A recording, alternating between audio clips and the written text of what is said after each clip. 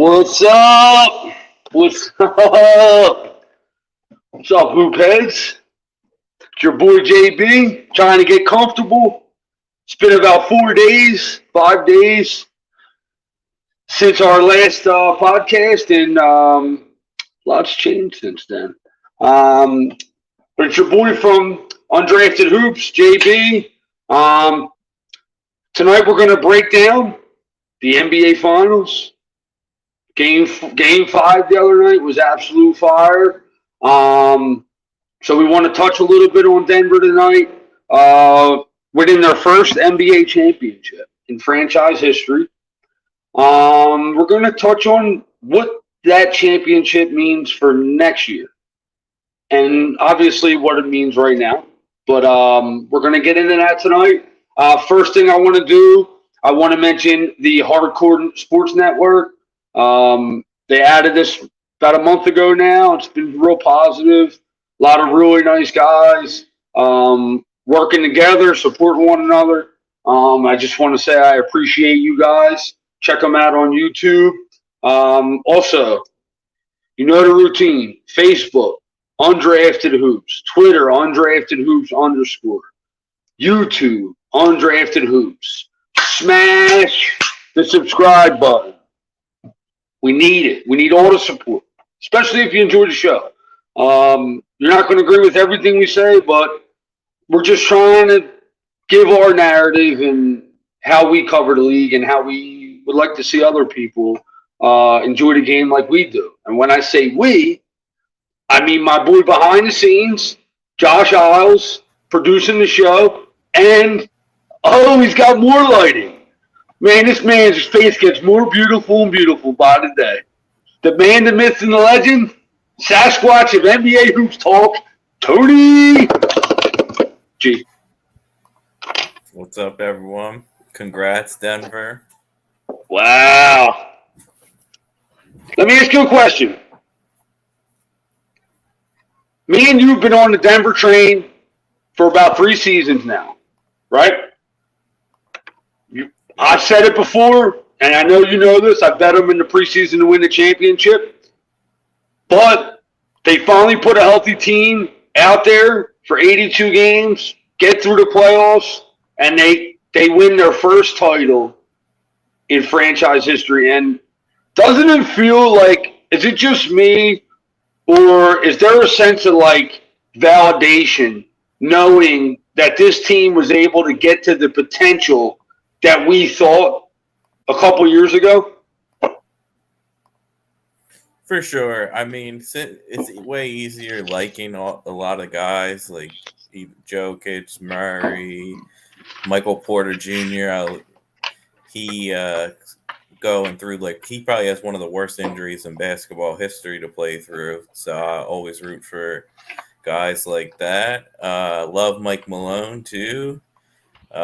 So yeah, I mean, seeing them, not be able to get it done, but it's hard to win. Like, people think it's easy. They had trial and error. They had to figure out the pieces. Then they realized, let's get a defender behind let's get Aaron Gordon, another guy who can help defense with Jokic, and then let's get KCP, a guy who just knows where to be and hit shots. I also love KCP. He's gonna have one of them careers when you look back. Like, that dude just knows how to win games. But yeah, it feels good. Do you see like a guy like KCP?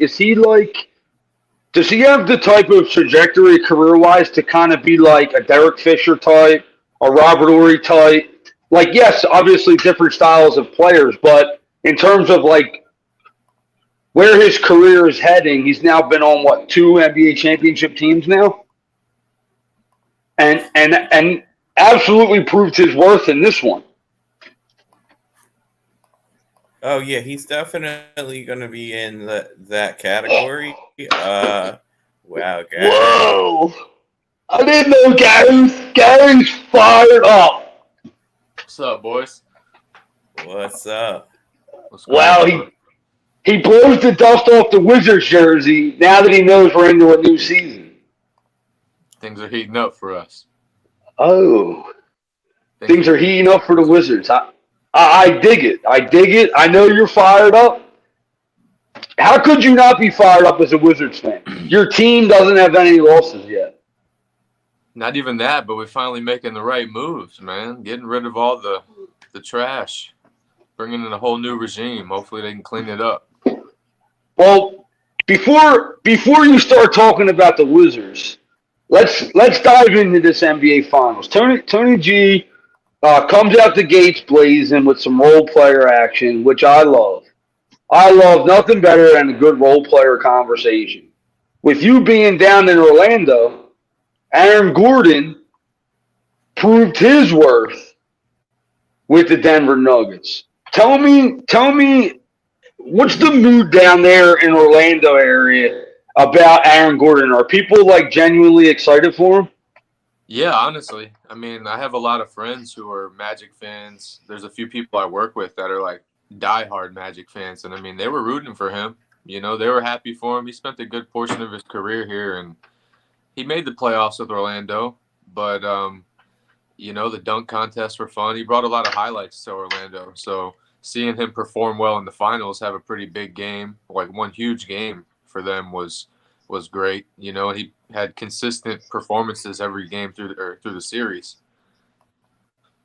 Yeah, dude, a guy like that on a team like this, it really allows them. And this is nothing that you haven't heard or we haven't talked about. But a guy like that, when the game when he accepts his role and just does everything well, he like you said, he only had really one really good game, but that's all you need from him is that unexpected good game. Don't make any mistakes in the other five. He didn't play that much in Game 4, right? I don't think so. He was in foul trouble. Well, I know he was in foul trouble in Game 5. I think it was Game 5 he was in foul trouble early. But, I mean, he made people forget, like, Michael Porter disappearing. Michael Porter almost, like, you know, he's the one that disappeared during the finals, and Aaron Gordon pretty much brought that production to himself. Well, it's not even that he disappeared. It's just that he's still a young kid. So the consistency issues are there and the maturity issues. I'm not saying that he's immature, but I'm just saying, like, you know, you got to be at a certain level mindset-wise to succeed in the NBA Finals. And I don't know if he's there yet. He's still, I think he's like 23, maybe 22. Yeah, I guess I shouldn't say disappeared, but he didn't match the conference finals production. You know what I mean? Absolutely. Now, game 5 though, he did come out way more aggressive shooting the ball. Tony, tell me a couple things. He played 35 minutes in Game 5. Tell me a couple things that you liked from him in Game 5 that you could maybe take with you in the next season, because he's a big part of their going forward. So yeah, what's just for me with him is like it's huge growth. Like he normally when he plays bad, he mopes around and hurts his team, and now it's the complete opposite. Like Game 5, he came out, he said, I don't know if I'll hit shots today, but you're going to feel my presence, and ran around and was everywhere and pulled down 13 boards. yeah, that's big. So his weakness is now becoming a strength. I mean, yes, he has the teammates to push him through. Mike Malone is always positive with him, but that was really his only thing. Like, and on this team, he doesn't need to be the score 20-some points, especially this series. It's just a bonus. Yeah. Because when you have a two-man game like Joker and Jamal, I mean, they're scoring 60 plus, and these games are playing in the 90s in the finals. Yeah. So that's 2/3 of your points. Yeah, absolutely. And it comes to a point in time where it's just like one game you need somebody to go for like 18, whether it be Michael Porter one game, Aaron Gordon another. Braun went off for like 18 I think Game 3. And then Bruce Brown had a great series, man. And I don't think they win the title without any of them guys. You know, that's the true definition of a championship team. Like, yeah, you got Shaq and Kobe, you got Jordan and Pippen, but without them other guys, bro, and them key shots or key moments, you ain't nobody won by themselves. I've never seen it, not my whole lifetime. So the narrative could be written any which way, but that's how I view the game. And I do want to touch on though, because we touched on some of the role players, but I want to get right into this 1-2 punch. And first guy I want to touch on is Jamal Murray. This is his averages through the entire playoffs. 26 points, 7 assists at the typewriter, 7 assists per game, 5.7 rebounds. That was in the 20 games in the playoffs. In the finals, he averaged 10 assists. Is that something that you think he's going to maybe progress in? Now that you've seen his ability to make more plays with the ball in his hands and not be so dependent on Jokic with the ball in his hands.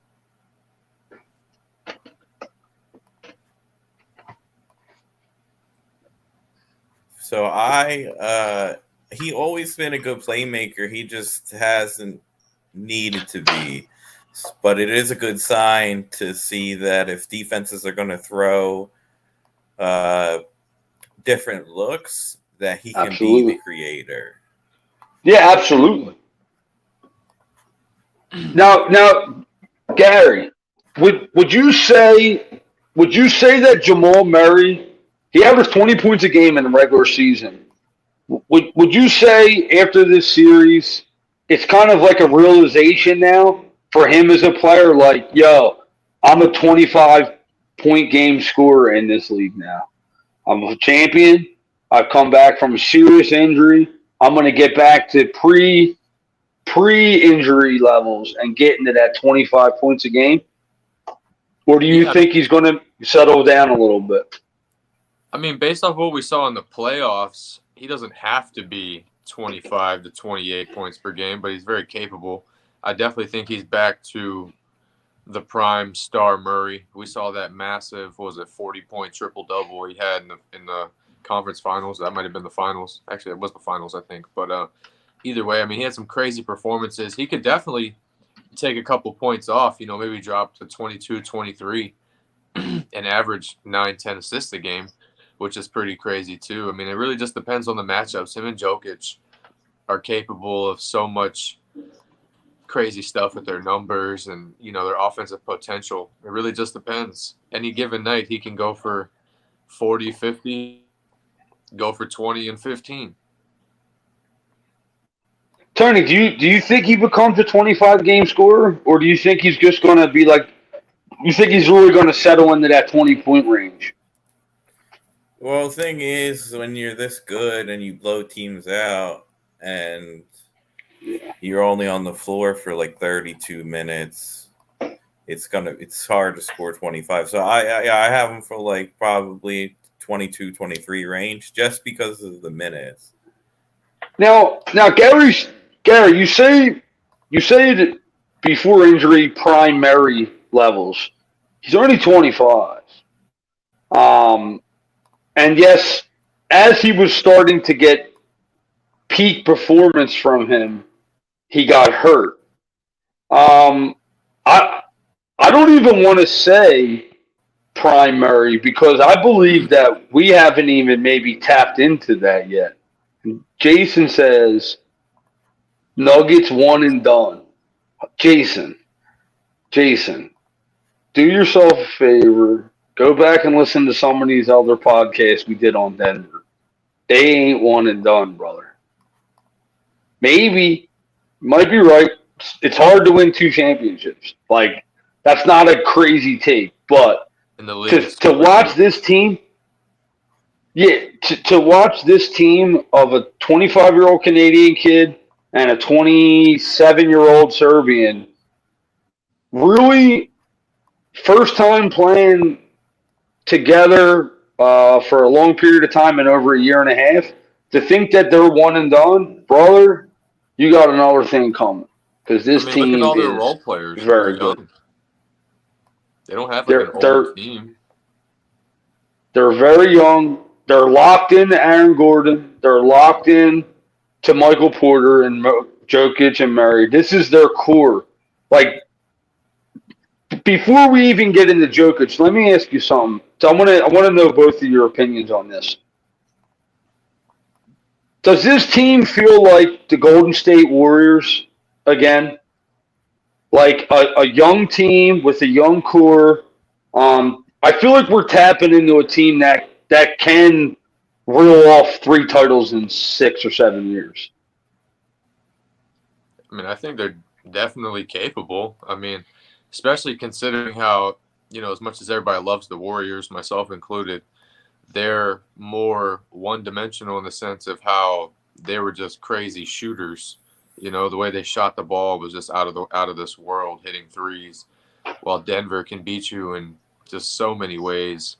And their best 4 players, are Aaron Gordon, Michael Porter Jr., Jokic, and Murray are all locked up for at least probably the next 3 years, 4 years, and I'm sure they're going to all want to just stay. They're all under 30, I'm pretty sure. And then, I mean, they can just keep winning. The league is deep, so it's going to be hard to win back-to-back, win 3 out of 5. But they're going to be in the conversation, I think, every year going forward until that core breaks up. How about, Clarence Nixon's asking, is this the building of a dynasty here in Denver? It's capable. It's definitely very capable. Tony, what are you thinking on this squad? Yeah, definitely could roll off a few titles. I mean, you just gotta. It's easier said than done. But they're not. They're gonna be one of the top 4 teams next year. They're gonna get a top 3 seed again. Yeah, and hard to win in Denver. This team is so locked in that they made a trade during the finals and got back into the draft this year because they need an extra guy in the rotation, and they like people like this. People want, like, there's Denver is polarizing. You got diehards who want them to stay afloat, and then you just got complete haters that just think, oh, this team that really didn't watch. They said, oh, these 2 teams aren't what I wanted to see in the finals, so they didn't really pay attention, and they're just going, oh, well, they just beat an 8. Super casuals. What Denver's realistically can be the best team in the NBA for the next 3 years. Yes, and we're saying this, and the reason why I think this also is, all right, the last dynasty was the Golden State Warriors, and they have arguably one of the best generational talents in league history in Steph Curry. I mean, he transformed the game, right? He pulled the 3-point line back and said, you got to guard me from 33 feet now. And that's what I think Jokic does. You talk about a guy that the league's never seen before being able to shoot the ball like that. LeBron James, a guy that's been able to jump, play it at a force we've never seen from a guy his size. A guy like Steph Curry that's can shoot the ball from almost anywhere on the court. You got a point center in Nikola Jokic. You got a great Robin in Jamal Murray in the youth. And I believe that if you surround this guy with the right players, and Denver has done very incredible through the draft, right? Even guys that they traded. They traded Bones Highland, very good prospect. They traded Bol away, very good prospect. And these other guys that they brought in. So to think that they can't get better and improve their roster around arguably the best player in the whole planet, how can you not think this team's capable of a dynasty? How can you say they're one and done after watching the performance of Jamal Murray and Nikola Jokic? Right? I feel like it's crazy. I feel like people are just looking for clicks when they say shit like that. Jason, I respect Jason Huddleston, good buddy of mine on the social media. I respect the hell out of you, but that take is you got to throw that in the trash. That's as casual as I've ever seen. But let's talk about Jokic for a minute. In the NBA Finals, he averaged 30 points, 14 rebounds, 7 assists. Incredible, right? But let me tell you the most incredible stat from Nikola Jokic, and these are his stats through the entire playoffs. But the most incredible stat from Nikola Jokic in the finals was 58% from field goals, 42% from three, and 84% from the free throw line from a center. Bro, look at these numbers through the playoffs. Where obviously he's the best big man in the league, but where are we going to start to project him career wise? Like, yeah, obviously there's maybe 7 years to deal with. Tony, we might get 4 more years of prime Jokic because of his size. If he could maybe win another title, like we said, we might be able to steal another 2 titles. If he could just win one more, and obviously we know what he averaged on the season. Is this a guy that could really can he creep into the top 5 centers of all time? And I'm not even. I feel like most people think it's a total exaggeration, but I'm basing this off of pure projection of what I think this guy's capable of. Yeah, top 5 center. I mean, there's no reason to think he can't be top 5 of all time. The dude is like in the post has like Tim Duncan-esque post moves, but can push the ball and make any pass from anywhere on the floor. He won back-to-back MVPs. Could have won a third. He wasn't really out there hunting for it either. He was kind of like, I'm winning a championship this year. Joel can have that. That's the kind of vibes I got from him. And his playoff stats was one of the best playoffs ever. I know people will say, oh, look at the teams. They have no bigs. If he keeps winning. Isn't Bam Adebayo like one of the better defensive? He is one of the better defensive. Rudy Gobert in the first round. Defensive. Anthony Davis. Another defensive player of the year, but he played. Who they beat in the second round? Who are they beat in the second round? The Suns. The Suns. And he made 8-1 to retire. Oh shit! So I know, man. Such terrible. Aiden's going to Taiwan. Easy route. Shit! Think of that. So people are really just saying what they want to say. There's people that were saying AD is still the best defender in the NBA. People were saying. So if you got. And then you just like Gary said, Bam's top 5 defending big. Well, there's really you can't hate the guy. Like anything that you wanna, if you wanna like pick against Jokic, there was no flaws, 0. Nope. What's Gobert got 2 defensive player of the years? Oh yeah. Davis has 1, right? He has 1, maybe 2. No, I think he's got 1. Bam's made an all defensive team. I mean, what else? Bro. What do they mean? He had an easy road. Yo, and you know what? It doesn't get talked about enough. He usually gets clowned for his defensive effort. That dude. Then, out of all the times I've watched him play basketball in my life, I mean, I think we're at 8 NBA seasons now. The dude. The one thing I will say is his effort is there. His defensive IQ is there. He does make plays. And nobody torched him. Anthony Davis had a big game here. I think it was in game 2, but swept him. Anthony Davis. Swept him. Yeah, Anthony Davis. Like you ain't locking that dude. But like he had a tremendous defensive effort, even in games where Bam Adebayo played well. He took a lot of shots to get his points. You know what I'm saying? The clinching game. What did Bam have? 20 at halftime. 18 at halftime, and he scored 2 points in the second half. Jokic clamped down and put that to rest. he's just too big, bro. Like as long as he gets as long as he's in the right spots on the floor defensively, he's menacing because he is massive and he's smarter than all the other 9 players on the floor. So the odds of really catching him out of place are very slim. You know what I'm saying? And Mhm. and even if people want to say athleticism wise, because he isn't the most athletic, if you're not stretching him out, then you're at a disadvantage because, like I said, he's just taking up space down there. The only way I think you could even exploit him is to stretch him off the floor. You know what I mean? But absolutely, like Tony says, incredible performance from Nikola Jokic. Murray, like I said, 10 assists in the finals.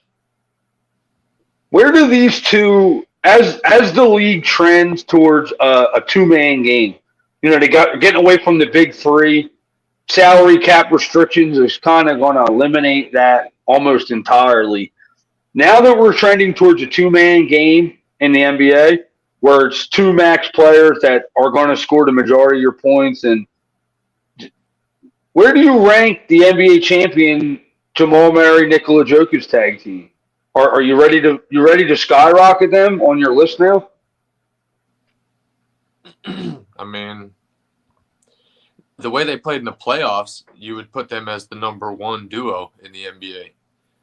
But through the regular season, to me, they kind of just coast.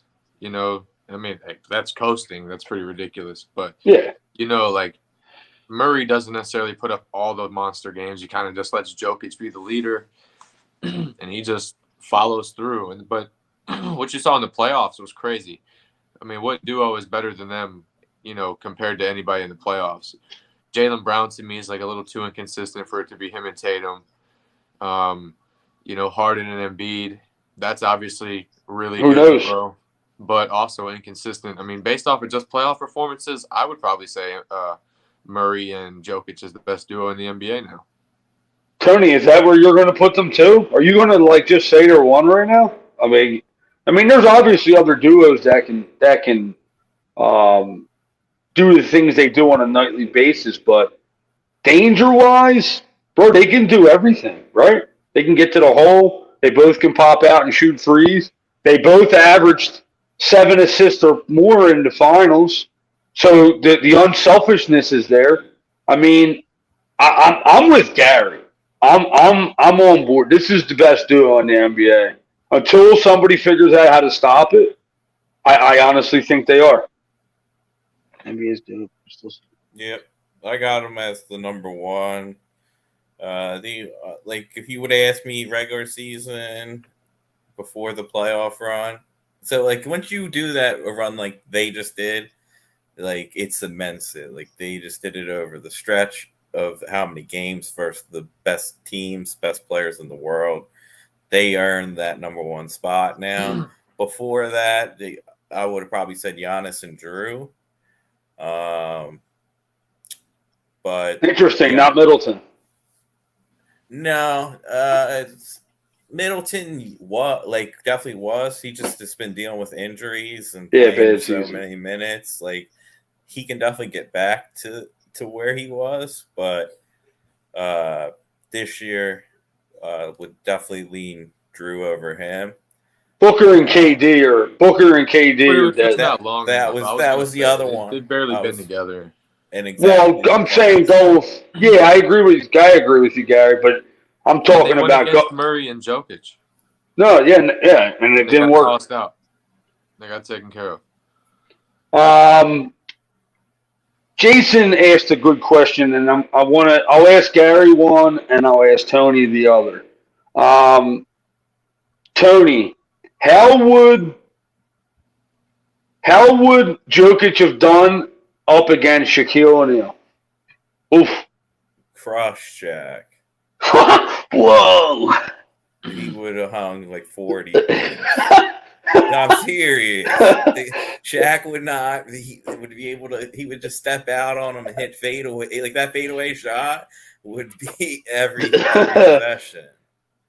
Yeah, I mean, the one thing is it would take Shaq out of the paint, and see that's something that the NBA didn't have to deal with when Shaq was in the league. Jokic could stretch Shaq all the way out. That So, matchup would be insane. Yeah, oh, because Shaq would give him his. Shaq I was would gonna say crush. Shaq's gonna probably do the same thing, put 40 on him, and put him in foul trouble quick.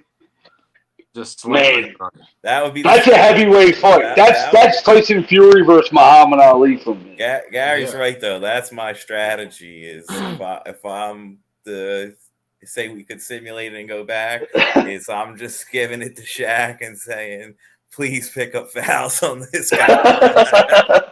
He's gonna slam it on you. That's funny. So and then the other one, Gary, was how would Jokic do against Hakeem? I mean, I still think Jokic is gonna cook most of them older guys. I think Hakeem's gonna give him a little more trouble because he was more athletic and he would be able to cover him more a little on the outside. But Jokic is working the most athletic centers we've ever seen. He's going to fry any center from the 90s and before that, in my opinion. Yeah, his skill set makes him. If you put him in other generations, it makes it hard And I because arguably think Jokic has the possibility to definitely be the best center of all time. Like the skills he brings. I mean, his passing is arguably the best in the league, as good as a point guard. He's shooting 42% from three, 55, 60% from the field, while getting 15 rebounds and leading the playoffs in the league. You know what I mean? Like you can't lead every category and us try to find a flaw to not put you in top 5 center ever when he's most likely going to be the best center ever. it's good you mentioned his field goal percentage. He actually shot 63% from the field this year, Yeah, it's and wild. I feel like that was the most under talked about thing ever. Like 60. Let's talk about average, especially because he does shoot a decent amount of 3-pointers. 63% is on the verge of unstoppable, in my opinion. Especially when you consider his usage. Like like you say, Gary, if you put him up against any of the other centers of the past, skill set wise, he is almost impossible to defend. Jokic's the GOAT. We wilding out. Yo, ain't nothing better than overreacting after an NBA Finals, though. For me, I don't give a fuck who plays. I just like watching teams win a champion. It's fun. I don't know about you guys, but I know it was over in 5 and people were disappointed, but I had fun watching this Finals. Like, hats off to the Miami Heat. You sit on the show and we talk a lot about the Denver Nuggets, but shout out to the number 8 seed that went on a Cinderella run, and they came up short, but in reality, Denver was way better, right? Miami got there missing their second best, third best player. Going through top seed in the East, Yeah. second best team in the East or third best team, and they had a hard road and still got there. 20 points a game from Tyler Hero was missing. And Oladipo, it's funny. I didn't watch a ton of Oladipo this year. But I know He played a lot. Tony, tell me a little bit of Oladipo this season. So there were spurts or games where he was incredible. Like most of the games he was pretty bad. Like he was hurting this year. But like he's really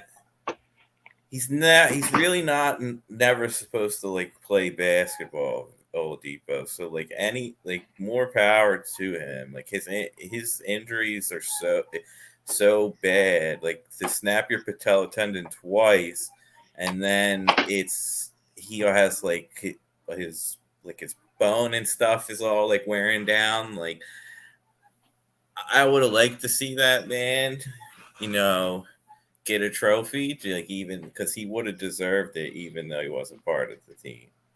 I hear you. From a fan standpoint, he's definitely a fan favorite in the sense of you could tell he really put that effort in to get back on the floor with them.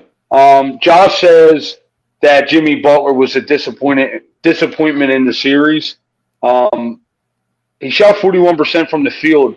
Would you contribute fatigue on this run? I mean, it was so hard to play at that level, but Denver's got the pieces to defend them. So I wasn't too surprised that he wasn't the same, truthfully. Yeah, I mean they defended them differently than other teams. They caught Way more physical. Way more physical, so it was hard to get to the hoop, and then Jimmy was really hesitant to take that mid-range jumper, and I've seen it to where he doesn't miss that shot, but he really was just trying to create more. But like you said, there was just bigger bodies. He couldn't go through the chest of guys. Definitely a disappointment, but with all those miles and all those games that he did win, like it was bound for him to slow down a bit. And like even if with his disappointing, he wasn't like that terrible. He just wasn't Michael Jordan type Jimmy level. Yeah. Yeah, he wasn't aggressive enough. And, how long could this Cinderella run last? I mean, how many nights can you depend on Strus, Vincent, Martin to even Duncan Robinson was having some great games, and Duncan Robinson played great in a lot of games this run. But to depend on it against a team like Denver just seemed like, to me, such an uphill battle. I wasn't really sure that they were going to. I was positive they weren't beating Denver, but I kind of want to pivot from the finals, but I want to stay on the Denver Nuggets with you guys. I pulled up their salary cap here. Locked in for the next season is Jokic, Murray, Porter, Aaron Gordon, KCP. So that's 5 guys, 5 key parts of this team. Yes. Now, when you dive into their salary cap, Bruce Brown is facing a player option of $6.8 million. He ain't accepting that. Right or wrong? $6.8 million after the way he played? Nah. Ain't no way in the planet universe that he's taking that deal. He's 26 years old. Do you see a scenario, Tony, where he accepts it? Or nah? I mean, it was fun, nice knowing you type of deal. Yeah, no, it's gonna be he's gonna walk, and then it's Christian Braun is going to get a huge minutes bump, and then they're gonna try to nail a pick in the draft that can help them in their rotation. Because they're definitely gonna lose Bruce. Do you think Denver, I mean, obviously they win the championship. Is this going to be a landing spot for a veteran-type player or a guy coming back from an injury that wants to take a mid-level player and gamble on himself? Is that the direction you think you're going to get? They have no salary cap money, but I'm sure they do have. They definitely will get those types of players to where their facilities are great now. And anyone who's a veteran and likes to play within a certain system, Denver's perfect place to go play. Their brand of basketball is fun. Everyone touches the ball. It's well thought out. Like, that's a perfect spot for a vet to go in, play. And you might have to play. Like, their rotation is going to be smaller. So you'll have your opportunity.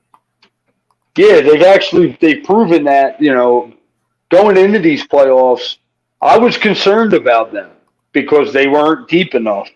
But you kept telling me Malone's going to go to a 7-man rotation in the key parts of the series, and guys are just going to play 40 minutes. Like Gary said to start the pod, it's a young team. Everybody's under the age of 30, so they're not piling on these vets. And I think that if they could kind of entice a veteran type of guy maybe 10, 12 years in the league. Like you said, coming back from an injury, maybe it could be a real attractive spot for a guy looking to play like 24 minutes a night and maybe some extended time as the season progresses.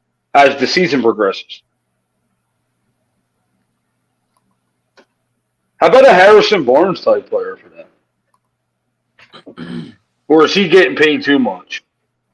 I mean, he's getting almost, what, 18, 20 million a year. Yeah, I don't think they can afford that, right? Yeah, They they can't pay cannot afford that. If I love the idea, like if they had the cap to put him in, he would fit perfect within their system. But yeah, he's not going to take that much of a cut. I'm actually pulling up the free agent list. I'm just kind of curious. Before we do that, and Gary, you came on with the Washington Wizards jersey. The reason why I want to go back touch on the Washington Wizards is the Miami Heat.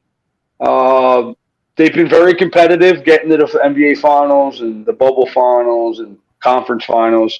But it seems like they're probably going to need to make a move in the offseason to take advantage of this Jimmy Butler window because it's he's 34 and they're going into next season.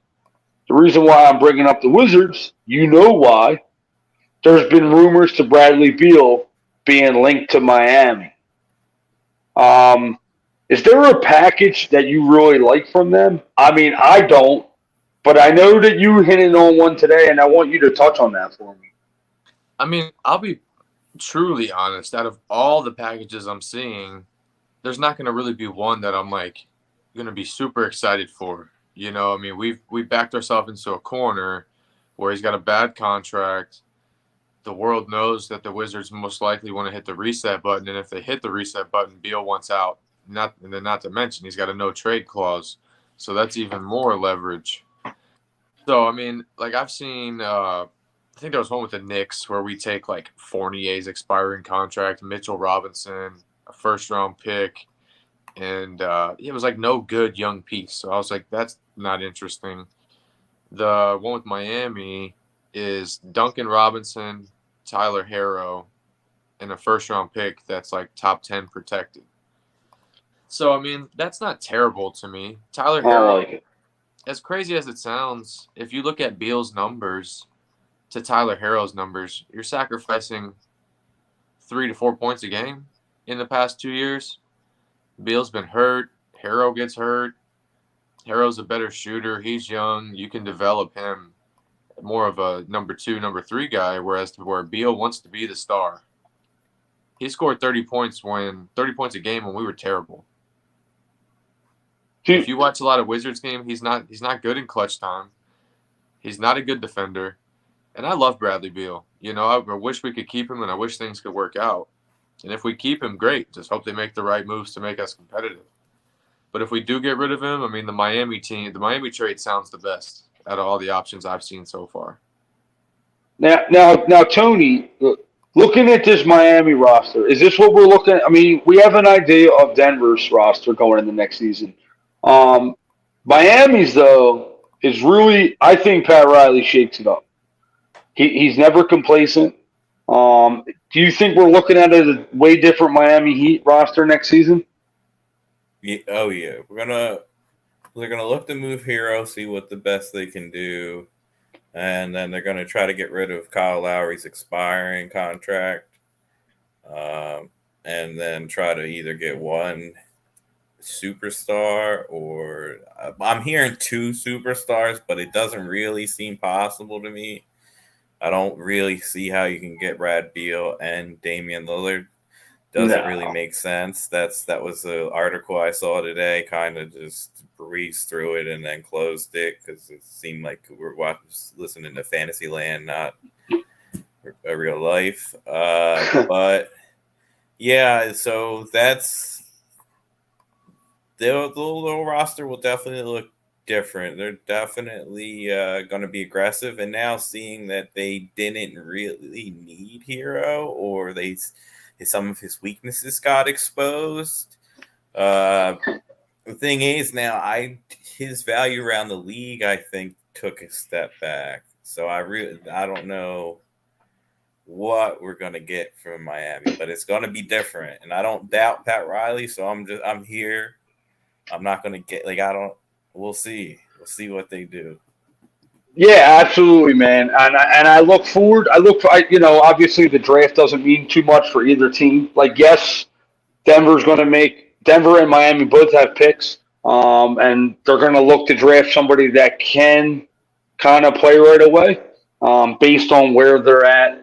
Trying to win a championship, or in Denver's case, trying to go back to back. But I think both teams will be more influenced in free agency, especially with the Miami Heat involved in so many trade talks. But that's kind of where I am. I kind of want to end the show there. Is there anything that either one of you wants to touch on that you've seen in the NBA Finals? Are you both right? I know Gary's dying for the offseason. So it's my favorite time of the year. We're 8 days away from the NBA draft. Think about how crazy that is. 8 days from the NBA draft. It's just crazy that the season's over. Yeah. I think I saw that Wemby will not be playing Summer League. Been saying that for 6 months to everyone that you do not play a guy that good in Summer League. There is literally no point. He would dominate, and it's just a reverse free roll for the Spurs. Like, it would just be doing the NBA and fans solid. But you reward the guy and you let him sit. And then I think Wizards news. I'm pretty sure Porzingis opted into his player option today. No way. Well, because the Wizards aren't going to re-sign him, the new people. So he thought he was going to. Tommy Shepard was telling him, "Oh, you're going to get a 4-year deal. We're going to." And now I think the Wizards are looking to move him on his final year. So we'll see where that goes. Well, that is big news for the Wizards. Did you know that, Gary? I haven't seen that he opted in yet. No. Yeah, let me double check. There was he got his news from Coleman tonight. Nah, it was just the It was just a reporter of some sort. It wasn't. That would be big news for the Wizards. I mean, that would give Porzingis a little more value, in my opinion, than being an expiring contract. Oh no, for sure. That's why. But the Tommy Shepard was ready to give him the book. Yeah, that's why I'm like, I mean, it works out in our favor if he just opts in, rather than Shepard's fired either way, but now he's in panic mode, so he might just opt in because he's like, damn, now I don't have a 4-year deal waiting for me. Yeah, and that's good money. Yeah, so it was actually you don't think someone would give him? Hold on, you don't think somebody would give him 4 years if he opted out? At the right price. The Wizards were probably going to overpay him. But why would he opt? I don't understand the reasoning to opting in. I'm pretty sure it's close to a max level from what he got. Yeah, but it's a 1-year gamble on a dude that's been injury prone. I mean, yeah, he wasn't last year, but he has shown tendency. He believes in himself. Ask Dennis Schroeder how that worked out. You know what I'm saying? Yeah, well, Dennis Schroeder doesn't have playing for seashells. Like Porzingis.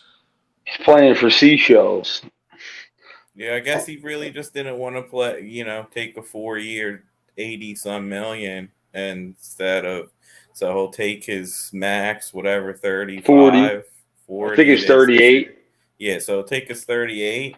Hopefully, he performs well. And did you look, Tony? Was it confirmed? Contract. It was it was a Bullets fan page, so it's not confirmed, but there are multiple sources that he's going to opt in. Yeah, that would make sense. Yet. And I'm assuming Kuzma's going to opt out because he knows he can get so much more money. Yep. So pay him. As we look to end the show, Josh sends me a beautiful reminder. His question is, and we are going to hammer this tomorrow. Tomorrow night, we're doing another free agency all-season block party episode on the Portland Trailblazers. The big question isn't what they're doing with the number 3 pick in 8 days. It's what is what the fuck are they going to do with Damian Lillard? And I say that word emphatically. What are you hearing in the Lillard discussion? And do you hope that your team is trying to get him? Because as a Sixers fan, I hope that Daryl Morey is has an Airbnb in Portland right now, and he's doing everything in his power. I don't think he is, but that's what I hope he's doing. Tony, give us a. I know Gary. I don't know if you're doing the show with us tomorrow, but I know Tony is 100. He's geared up. He's fired up for this Portland Trailblazers episode.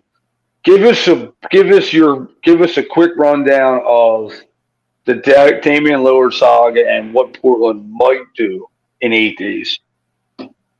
So I'm not gonna get into too much intel because we're gonna attack it tomorrow. I'm gonna say classified documents. I'm gonna say Portland really gets into the lab and their phone is ringing off the hook and they take as many assets as possible, and finally we see Damian gone from Portland. It will be sad, but it will also be exciting for him because they're kind of stuck at the moment. Yeah, I totally agree, and I literally look forward to doing that show with you tomorrow. But tonight's show, Gary, appreciate you, dog. I actually wasn't 100% sure you were coming on, so I'm really pumped up that you popped up in. Yo, what do you got? More Wizards news. Because tomorrow night I have to work, so I am going to miss the Portland Blazers show. Okay.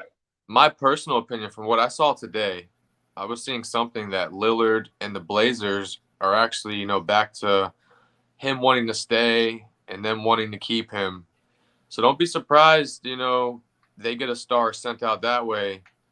And there's also rumors that the Wizards want to get into the top 3. You know what I'm saying? There's a star on the Wizards. There's a top 3 pick in Portland. Obviously, you're not going to swap that 1 for 1. They're going to want a little more. But you never know. We'll see. I'd rather see Porzingis in Portland than Bradley Beal, but that's just me. Well, Porzingis, you're going to have to add even more to acquire that number 3 pick. Absolutely.